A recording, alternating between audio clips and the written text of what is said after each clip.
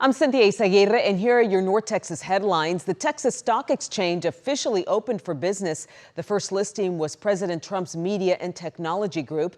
For right now, the Texas Stock Exchange will be rolling out in phases starting Monday. TSC members like broker dealers, banks, and trading firms will begin testing the system. Then over the next few weeks, thousands of stocks will be added, opening the door for the public to start trading later this month. While most trading will be done electronically, a spokesperson with the Texas Stock Exchange confirmed the company has inked a lease at the Bank of America Tower at Parkside in Uptown. It is expected to be completed in 2027.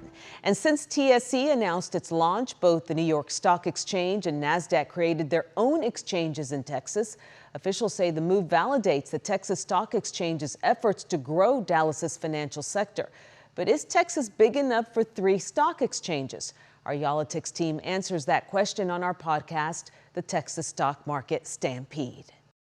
If you look at the growth rates of Texas, there is enough for all 3 exchanges, or at least 2 of the exchanges to do well. A lot of it will depend on the continued growth of the state of Texas, and some of that will depend on regulatory environment in other states.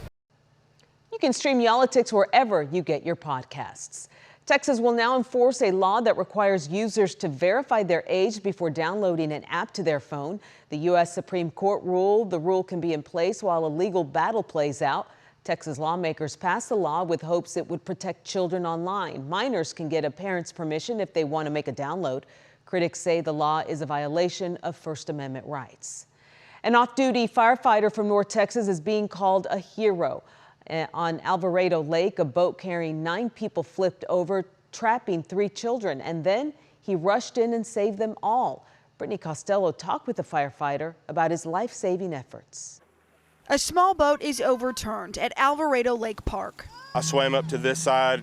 Jason Horn says it's the same boat that capsized on the 4th of July. It's a little emotional now. He was on the lake in his boat with his 12-year-old daughter, Emily. It was scary. When a group of people frantically flagged them down. I just saw him dive in. 3 children were trapped under the boat. I went underwater, under the boat, just seeing if I could grab anything, and I felt the life jacket. He pulled a little boy out first. He was breathing. I handed him off, took a breath, dove underneath the boat again, reached like I did the first time, and I grabbed a leg. Pulled down, out from underneath the boat. It was the little girl. She was not breathing. I had her laying across the bottom of that boat right there and doing CPR on her right on top of it. While his daughter called 911 when the little girl started breathing.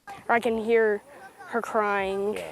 He went back in. Found an air pocket, so there's no visibility. I couldn't see anything. And came back out empty-handed until others on the lake tried to flip the boat. The 3rd little boy, wearing a life vest, popped out from the side. And he had a bunch of anchor line or rope wrapped around his body. Horn says he wasn't breathing, but he knew what to do. By the time he got a pulse, they were racing to the dock where emergency crews were waiting. I'm glad that whatever lined up, that we were where we were when we were there. Good timing, because Horn is a first responder. He's a medic and firefighter with the Midlothian Fire Department who has 20 years of experience.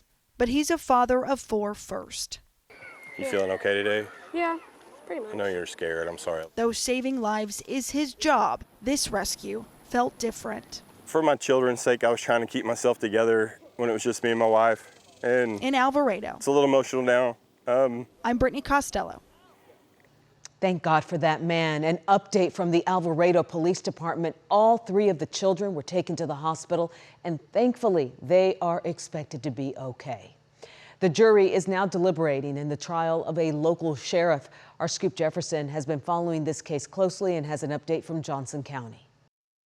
The jury heard closing arguments this afternoon in the trial of Sheriff Adam King, who's fighting charges that he retaliated against his second in command, who reported him for alleged sexual harassment on female employees. That's something the sheriff strongly denies. After nearly 2 weeks of testimony, the jury heard recordings, text messages, emails, and even body cam video. No cameras are allowed in court. Sheriff King is accused of retaliating against Chief Deputy James Salter, who reported that King was sexually harassing female employees.